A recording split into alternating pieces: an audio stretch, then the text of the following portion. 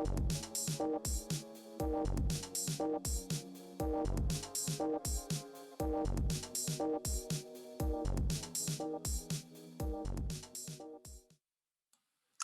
and welcome to our session on mixed-use transportation hubs and the polycentric city. And of course, this is a topic of increased importance post-COVID, of course, because we have seen the necessity or we're seeing the changes that are happening to our cities in real time as remote work lessens our need to commute to the cores of cities. And we've seen in Paris, for example, the notion of the 15-minute city arise, that we should all live lives closer to home. I don't think we're all going to live within walking distance of our homes in the future, but we have seen this renewed interest in thinking about is how do we decentralize our cities? How do we invest in places where people live? And how do we create more polycentric metropolises? And that will be the subject of our session here. I have a great lineup of speakers who will show you their projects, and then we'll have a bit of discussion before wrapping. And so with that, I'd like to begin by kicking off and invite our first speaker to present, Sergey Kuznetsov. Sergey, please go ahead.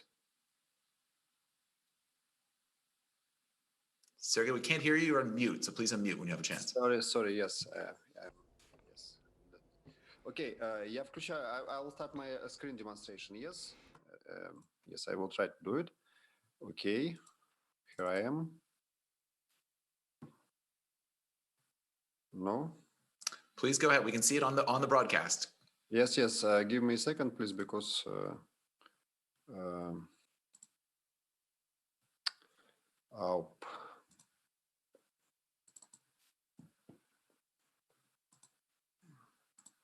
okay. I hope you can see my presentation. Yes, it's okay. Все нормально? Видно презентацию мою? Can you see my presentation? В двух словах про то, с чего начал Briefly, полицентричный a город. few words about polycentric cities. In Moscow, the question of polycentricity has been very urgent, and our current structure of city has appeared long time ago. It's been evolving, and it's hard to oppose it. However, recently, in the concept for town development, there are two large centers, and this is the priority for Moscow. Transport strategy and urban development strategy targets to decrease the load on current Moscow center. At this map, you can see current center where the Kremlin is located. You can also see Moscow city. It will keep developing later. An important center that is already starting to develop is the South Port, where ZIL project is located. There are new public spaces here, the river bank, there are railway stations and subway. A few words about each of these projects so that you could understand the scale of development of the city. Since the project is quite big, the presentation here is very simplistic. It's obvious that more details will appear in the future, but for you to understand the scope, there is already enough documents for this. The area of a city, we call it big city, it includes 2,100 hectares and 17 million square meters of new development, which is similar to the amount of housing inside the Sadovy Ring.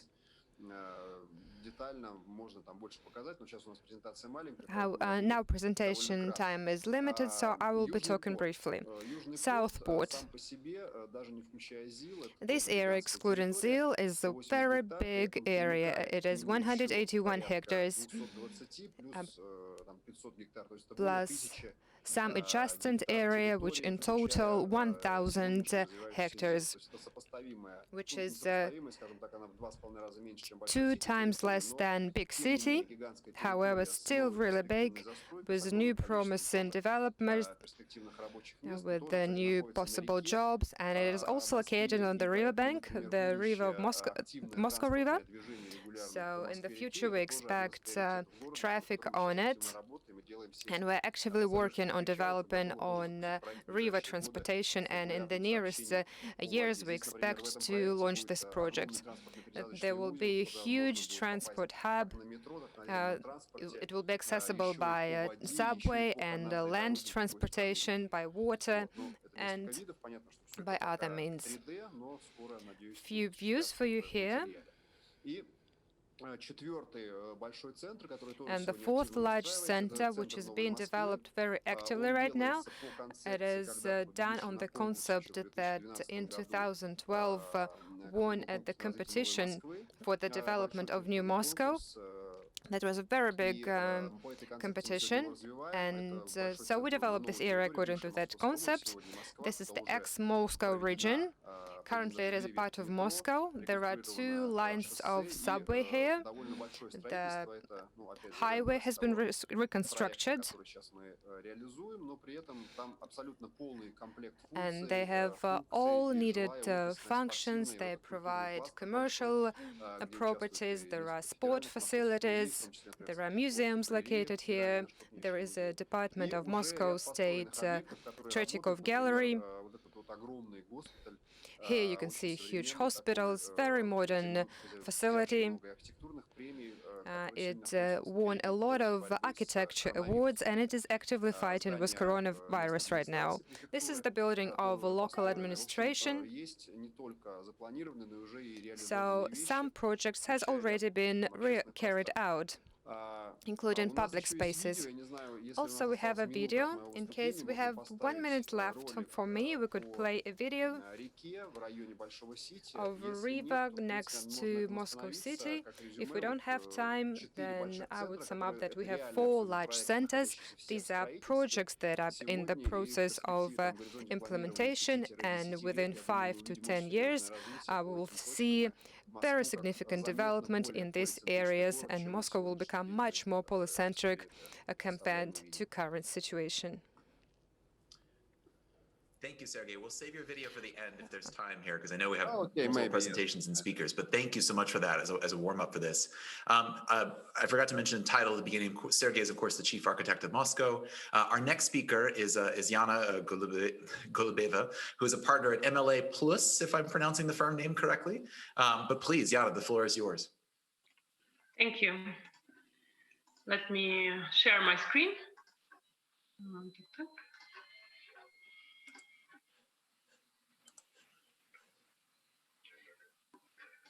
Здравствуйте, коллеги. Hello, colleagues.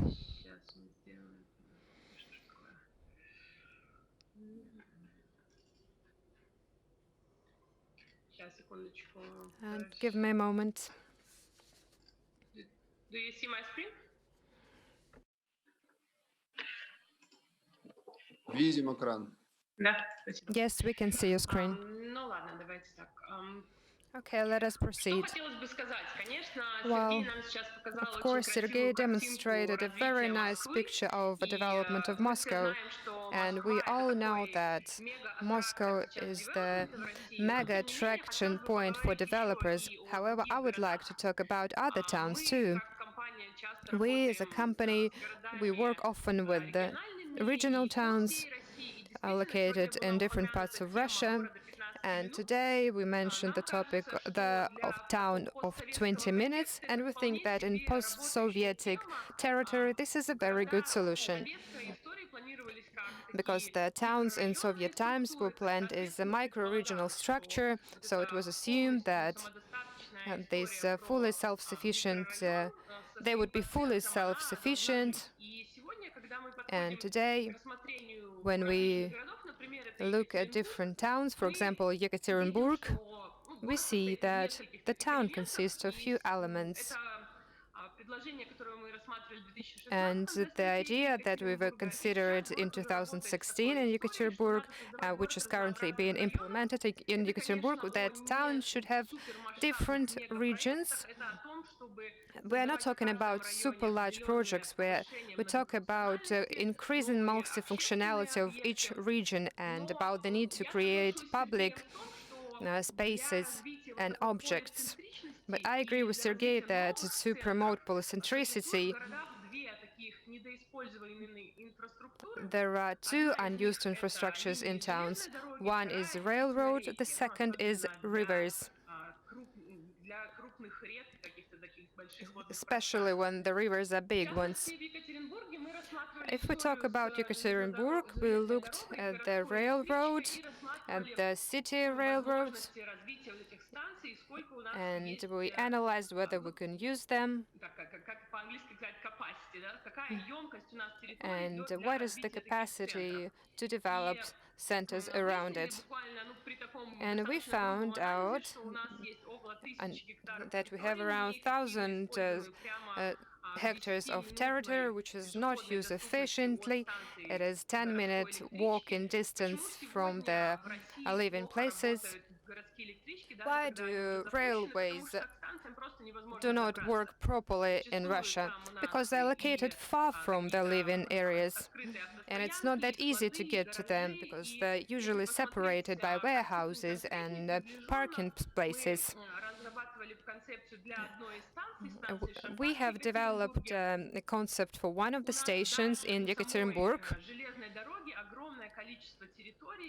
and we see that the railroad holds a lot of territory, including territory where coal is stored. Even if we arrange the work of Russian railroads, our towns will have huge potential for development of local transport centers of micro-region level that could connect these different regions. And here you can see these are not separate development projects, but here we form a new central hub for a larger region, university region, where renovation is planned. So slowly we make more dense current areas and use new facilities. The same approach is used by us in the towns of Saratov and Engels. What you see on the screen, these are the regions that the town is split into, and about each of them we talk about creating their own identity in. Plus, we have a current infrastructure that includes the tram, rail network, and city train network. A lot of stations in them. We see that people live next, very close to tram railroad, around 200 people per hectare. However, by the railroad station, more industrial facilities are located. And so now we're talking about the change of such situation and creating hubs where the railroads and tram roads intersect. And we see great potential for making multifunctional areas here. As far as I know, Russian railways is coming up with such projects, trying to create new type of development, and we support this. I see that in future these new hubs, on the one hand, will connect that regional structures that we already had, and they will connect the part of towns where there are barriers, and they will make town more functional and more modern. Thank you.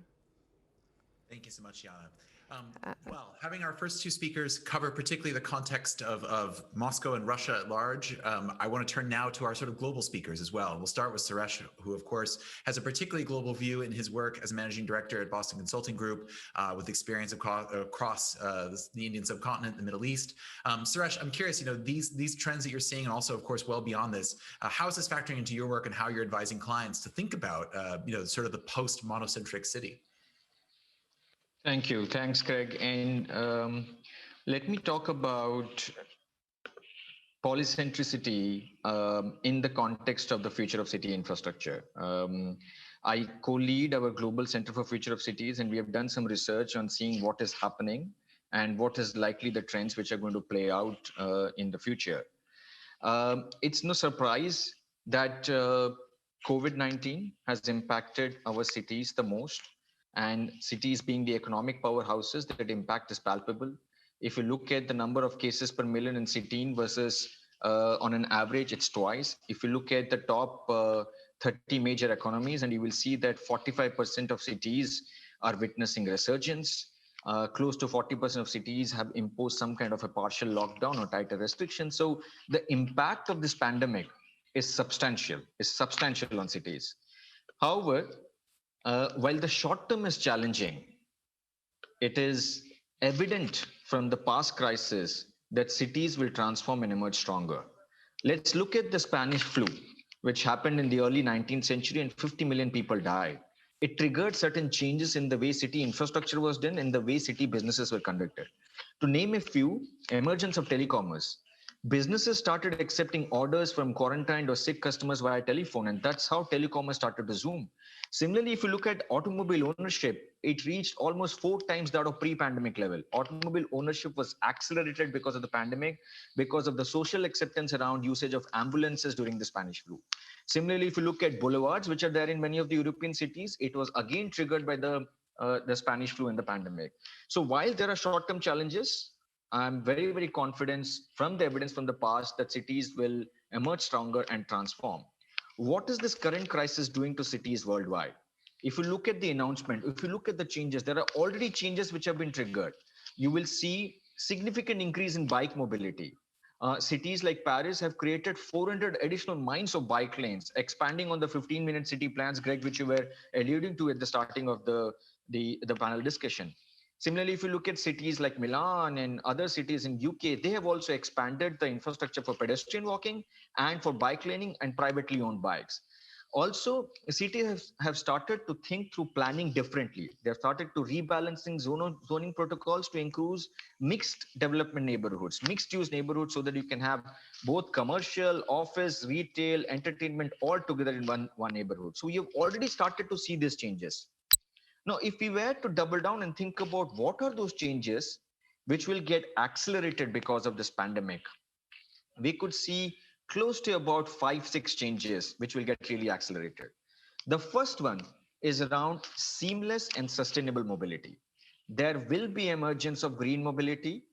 There will be emergence of open green spaces and low carbon ecosystems which are seamlessly interconnected through the suburban infrastructure. We will also see increased outdoor orientation. There will be more focus on outdoor and leisure spaces as new city centers rather than, I would say, closed spaces as city centers. There will be connected suburban cities, very, very stronger digital connections, and there will be burgeoning local economy even in those suburban cities. As you have seen the other two speakers talking about most polycentric and suburban development, it will catch trend and it will accelerate. 15 minutes neighborhood we have previously talked about. Inclusive city. This pandemic has really shown us the inequity in access to housing, the inequity in access to economic well-being, the inequity in access to social infrastructure. There will be a trend towards more inclusive infrastructure and more inclusive city. There will be a trend towards more resilient infra and resilient democracy and also digitization of public services. So all of these trends, which were in some form moving at a certain pace in cities across the world, will pick up speed and accelerate it. Then what does it mean for city governments to do? How will they bring this to life? Let's take two examples and talk about what is the agenda for city governments as they think about the city infrastructure for the future. First, let's talk about the future mobility, the seamless and sustainable mobility. City governments will have to repurpose public space for non-mobility related use cases. We have huge city infrastructure, huge mobility infrastructure bang at the place where there could be actually different kind of development. As Jana was talking about rail stations with warehouses being located all around rather than it being a transit-oriented development, right? There will be new forms of last-minute logistic solutions. Otherwise, our cities will be run over by delivery trucks of various other e-commerce players, which is right now happening. There will be emergence and allowance in regulatory setup on micro-mobility solutions of different kinds of micro-mobility solutions, which are sustainable and green. There will be restriction of private vehicles in city centers. Private vehicles and cargo vehicles will be restricted to only arterial roads, and public will claim back the city centers and the interiors of city. So many of these changes, the city governments would have to wait. Let's talk about second example, which is the entire concept of 15-minute city. If we have to really live in a way where all of our needs can be met by 15 minutes of walking, whether it be healthcare need, educational need for our kids, whether it be our livelihood needs, entertainment needs, sports needs, if all of these have to be met within 15 minutes of our places of stay, then we need to think about zone planning. We need to think about creating space which is transformable, which is flexible, right? Whole of our city-centric design has been centered around the physical place that we work. The adoption of digitization, the adoption of work from home, the adoption of new agile ways of working is going to change that. City-centric design will be around physical places that offer the activities that we enjoy. So there will be changes. There will be a possible option that we could have a simple zoning category called a city use, and that city use will change. It's not fixed. The city use may be education today, maybe hospitals tomorrow, maybe open space tomorrow. So, but there will be an open, flexible zoning like city use which will come up. So these were some two examples on what is the city government or what is the agenda which they need to do. As we think about this and step back, what we are witnessing is a once in 100-year event. And what we will come out of and what will change for city will also be a change which will happen once in 100 years. And I'm really confident that though it is a pain which cities are going through economically, socially, and health-wise, they will emerge stronger, and there will be a lot of change in future. Thank you, Greg. Thank you so much, Suresh. I should add, I mean, fantastic presentation. And I should add to that, you know, here at New Cities, we are pursuing this notion as well, looking at the idea of proximity cities, exactly these kinds of polycentricity forms. So I love your flexible zoning idea. I mean, that's how we should be thinking about these things. Well, we only have about 15 minutes left or so. Maybe I'll push a little further. But I would say this, let's go to our next two speakers of this. We're going to bring together context of Tokyo, which of course has weathered the pandemic quite well and is sort of re-engaging in the public realm. So we can talk about the importance of public space on this. And then we'll go to New York, which is seeing these exact kind of changes where parts of the urban footprint are being repurposed and is leading to the revitalization of the west side of Manhattan. So first up, Sung, please take it away with of course, your Tokyo project. Are you there? I can see your presentation, but can't hear you. You're on mute. Sung, you're on mute.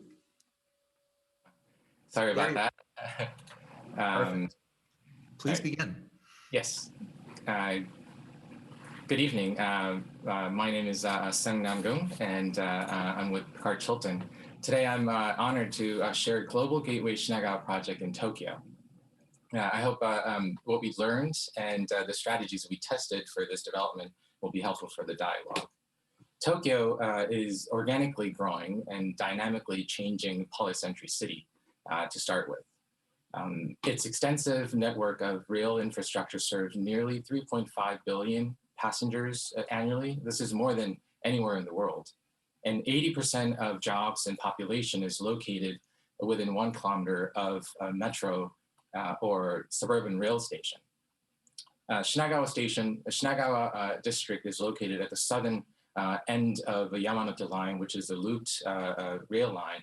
There are many ever-changing, unique polycentric cities are located.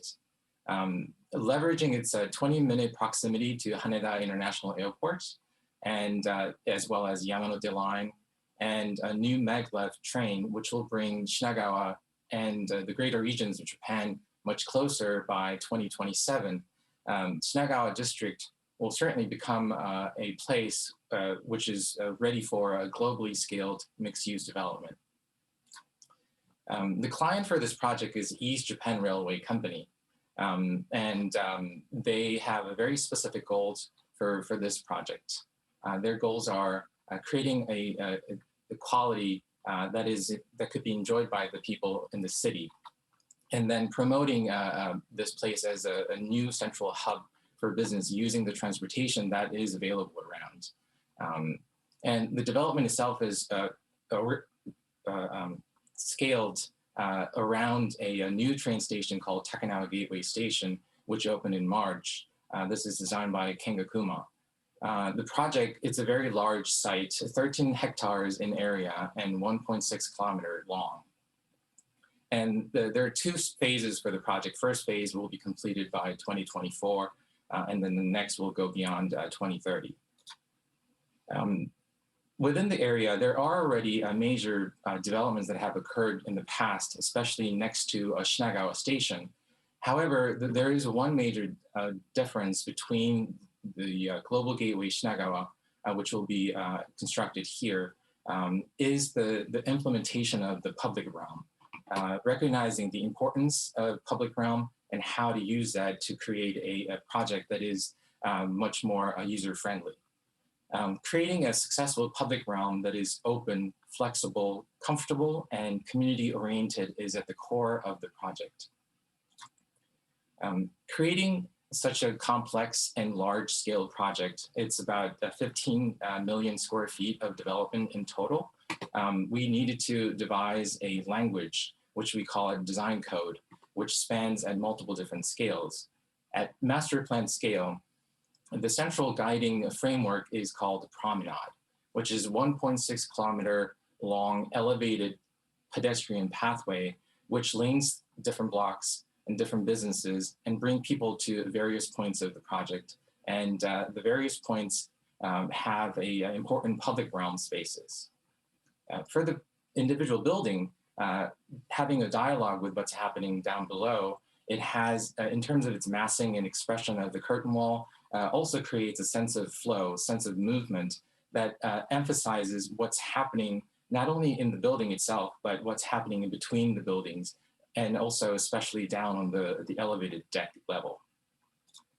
And at human scale, we created, prior to the development, we created multiple scenarios where how people could actually use various points of this elevated deck level. For example, bridges and deck level alongside a building, and how to connect level 1 and level 2 through an opening, vertical circulation spaces, and as well as the plaza areas. There is an extensive network of green elements and activity-driven seating surfaces, water features. All these will create a cohesive language throughout this entire project and enhance the quality of the experience for the users. There are 3 important characteristics that we thought of that was very important. First, creating a walkable neighborhood. The promenade is a prime example of how we're trying to achieve that. And creating a grand identity through the expression of the building, which are pretty large. So these identities will be both seen clearly from far and close. And thirdly, living with nature. This project is one of the projects participating in C40 initiatives, having an extensive network of green and a strategy to have a smart management of energy was very important for the project. So with the design code and characteristics, what's shown here is the end result of phase 1, which will be completed by 2024. In this project, there is a residential, starting from one end, museum, cultural and entertainment venues, offices, and hotel, as well as retail and conference within the podiums. And as you can see, this is an extensive project that will take a very long time. And what the client is ready to do is they understand that the time is changing, especially with the AI and decreasing community population and working from home, especially during COVID era.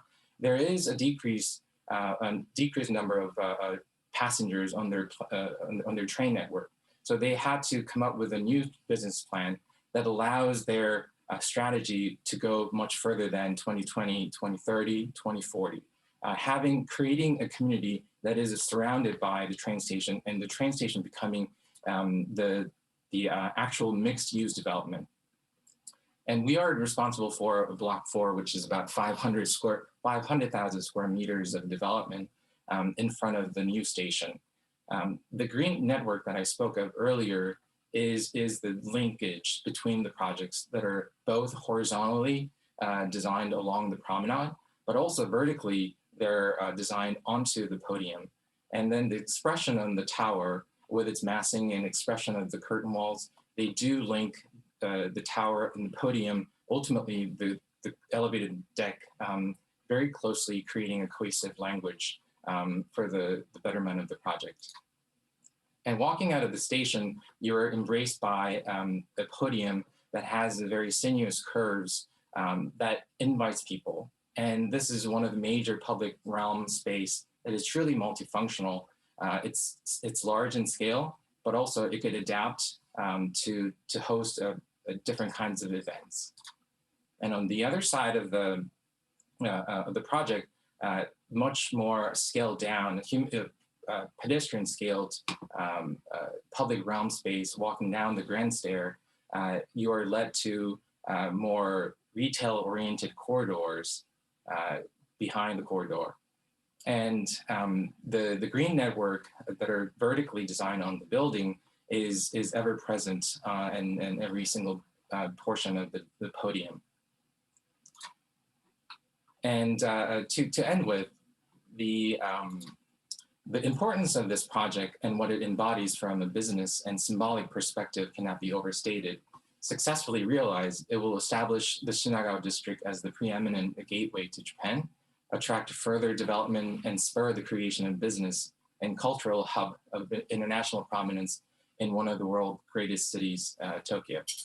Thank you so much, Greg. Thank you so much.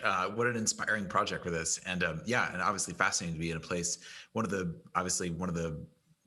largest cities on earth, and also one of the a perfect example of one that hasn't seen a huge shortfall in public transit ridership, which we'll come back to the question I want to ask in a bit here about sort of the behavior changes we've seen, particularly in Western nations, about decreases in public transit. But first, our last presenter, Colin Koop from SOM in New York, who's going to talk a bit about the revitalized Penn Station and its impact on Manhattan. Colin, the floor is yours. Colin, you are in mute, or there's a lack of audio.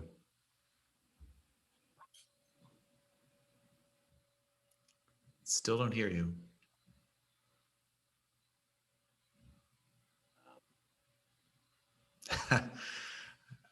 Turn up your speaker. Try a different device, perhaps. I don't know if you can plug something in.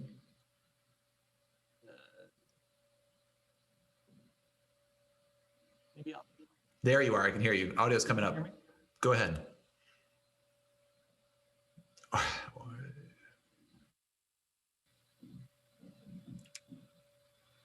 Now, I don't know if the other speakers can't, but I can't hear you now, Colin. Your audio came up for a moment. I'm not sure it's you. I don't know if it's a soundboard issue or not. Try one more time, please.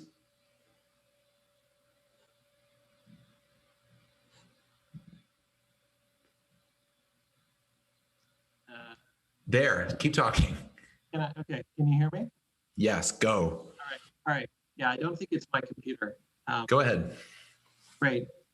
So in many ways, New York is the original polycentric city, the 5 boroughs, downtown, midtown, uptown. It's always had a tradition of polycentricity throughout its history. And if anything, that's only accelerating outwards into the boroughs and into the surrounding cities. We're here to talk about the heart, though, the core. Ironically, the heart of New York is Midtown, and it is really built around transit. There are a couple of core hubs, Grand Central, Penn Station, the PATH train station in downtown for the World Trade Center, which have often and long functioned as the sort of arteries that bring millions of people into the center of the city every day. And yet the west side of Manhattan has largely been isolated and unconnected. And there's been a huge amount of thought in the last 20 years about what to do with that. This particular node once had a great front door. I think the city will never recover from the loss of Penn Station, the original building, where your sense of coming into New York City looked like this. And we traded that for what at the time was a state-of-the-art mixed development where you arrived into New York like this. And there's a tremendous loss with that building. And one of the things that I might suggest is that polycentricity as an idea for cities should think critically about conservation as an essential aspect of polycentricity. And we have the benefit in New York of having demolished one icon, but having another directly next door readily available. 2 buildings, both by McKim, Mead and White. The original Penn Station. Across the street was what was called the Farley Building, which is essentially a mail sorting facility directly on top of the train platforms that allowed mail to be moved efficiently throughout the city, but has long lost that essential need as mail has become less important. And so 20 years ago, it was also adjacent to one of the largest unused plots of land in all of New York City. So this is the west side directly next to the Farley building, which is now called Moynihan Station. And there was an analysis done that showed that those two pieces together, a newly revitalized Moynihan Station and a rezoning of the entire western side of the city, would unlock somewhere in the range of 40 to 50 million square feet of development, built sustainably around a new transit hub. And this is about halfway built. I think everyone's familiar with Hudson Yards, which is about 18 million square feet. Manhattan West, which is this block here, designed by SOM, which is another 6 million square feet. So we're already halfway to reimagining this. And so to find a building of this caliber connected to this many subway stations, as well as sitting on top of the Northeast Corridor, is a kind of once in a lifetime opportunity. And yet it still took, 4 administrations, a quarter of a century from conception to completion. It will be completed in a couple of weeks. The idea behind the building is to conserve and revitalize the exterior structure, and then to insert a modern 21st century train station. The back half of the building, which is about 500,000 square feet, about 50,000 square meters, becoming state-of-the-art workplace, which the lease was just signed by Facebook for the entirety of that area. And you can see the development that it has spurred along with the building's revitalization. The building is a full New York City block, 2 blocks actually, and is a series of courtyard spaces. And there's nothing on the inside of this building. It was a pure warehouse. And so the idea was to reimagine it as a kind of 21st century icon that is nestled in a historic building. And you can see the relationship between what was the original mail sorting room, where the tracks, mail trains would get off, now is the ultimate people sorting room for New York City. This room is at the scale of Vanderbilt Hall and Grand Central. It is truly one of the next great spaces in New York City. And instead of arriving into those dark platforms, you now ascend into a skylit room, which is about the marriage of 21st century parabolic, computer-driven structural thinking, as well as bolts and rivets from 100 years ago. And we think that that is a very nice metaphor for how to think about how to grow a city, is to respect that past and that future. And you get a sense then of the future hope, which is that this is offering significant new capacity to the rail system, which will allow us to essentially create swing space to address the other block, the Penn Station question that has bedeviled so many people in New York for so long. And SOM, as well as others, are starting to look at, with this new capacity, what can we do now to transform the other half of this? The two pieces together are what the governor has begun calling Empire Station, and expanding the capacity there. And this is just one question and one point about perseverance. You'll see the first scheme that SOM did for this was from 1999, 21 years from first scheme to completion.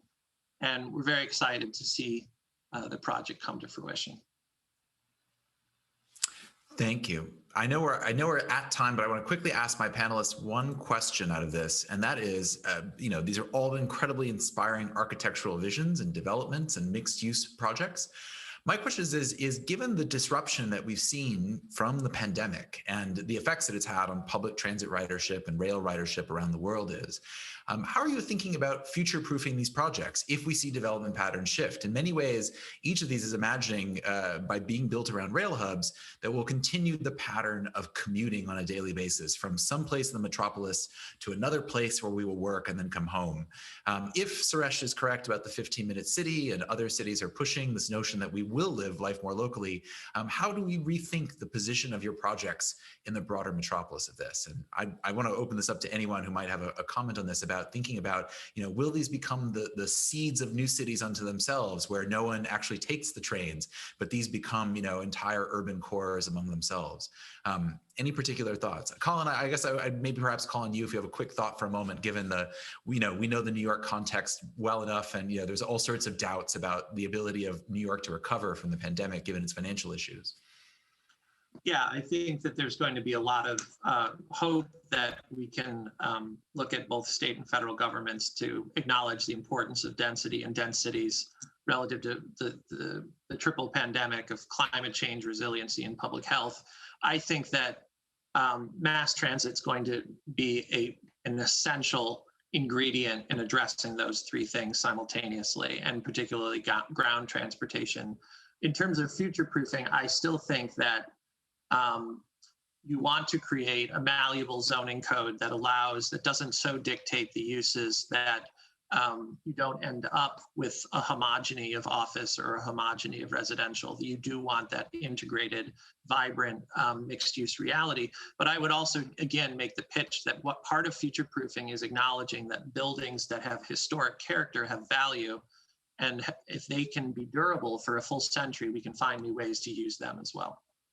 Excellent, thank you. I'd like to open this up to anyone else before we go. Please, Suresh. Greg, maybe I would just like to point that I believe there will be the concept of 15-minute city and 15-minute neighborhood, which will take its own shape and it will accelerate.